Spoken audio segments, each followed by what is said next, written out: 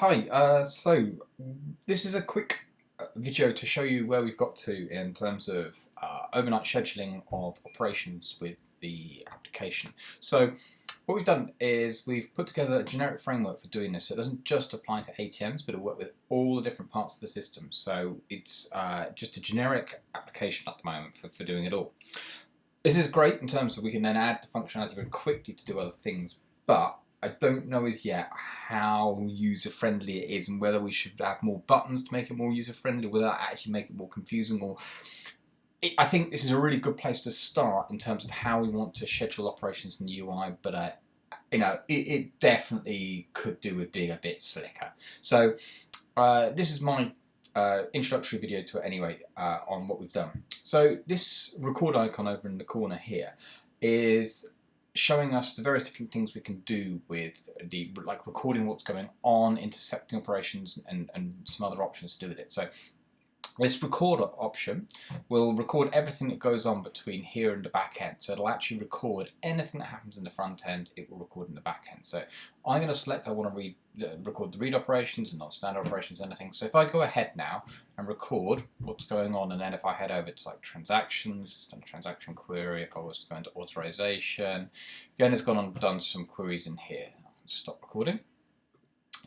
And if I head over into the operations recordings, there we go. These are the things that took place. I can then look into the details of it, and it gives me all the information about that. But I'm not particularly interested, so that was just to show you what happens if you use that mode.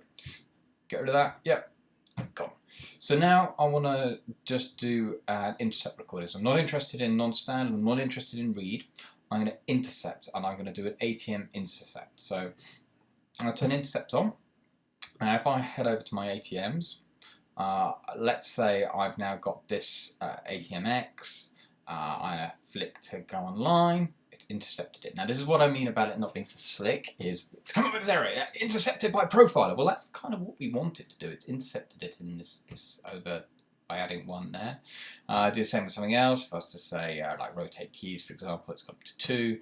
Commit ATMs, if I go committal, again, that nasty error about intercepting by profiler, but that's because that's what we want to do. We don't want it to actually commit now, we want to commit later. So if I stop recording, right. So those 3 operations are now in my operations set. So we sent the 2 commands and the commit. So if I go into the details of it, we can see I sent the ATM command to go to service, to do a key rotate, and to commit that ATM. So I can now give it a name like ATM offline. Oh, there we go. I called it overnight operations last time, but ATM offline operations doesn't really matter. And I'll save that off. So now I can just run it immediately. In fact, off the back end. So you've got the run button now.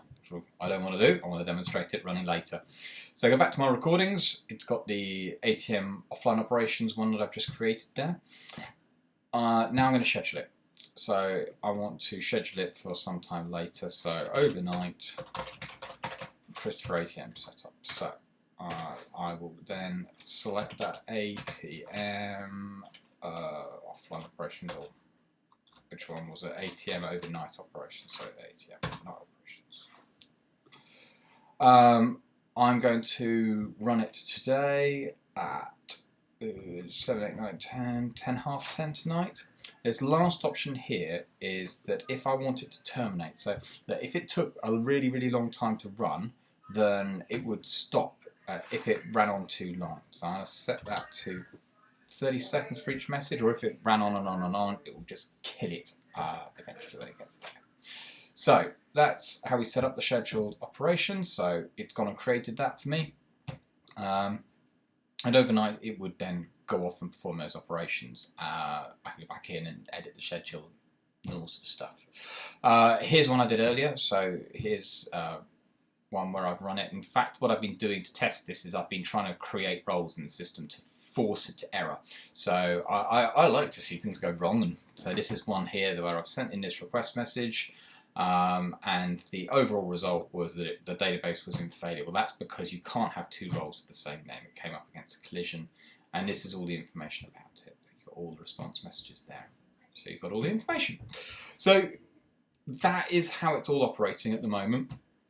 I hope that's giving you an idea of how it'll work and where we could go. So what I don't know is whether or not we should have more options, like in actions, go online later or something, go offline later as well. But then that list gets really big and really unclear, and I'm not sure that's the right solution either. So ideas about how we can make the UI look better, very, very, very welcome. And we can, even though we might be using this solution in the background, we can tighten up how that looks and feels and make it a bit nicer for the user. But yeah, that's where we're up to.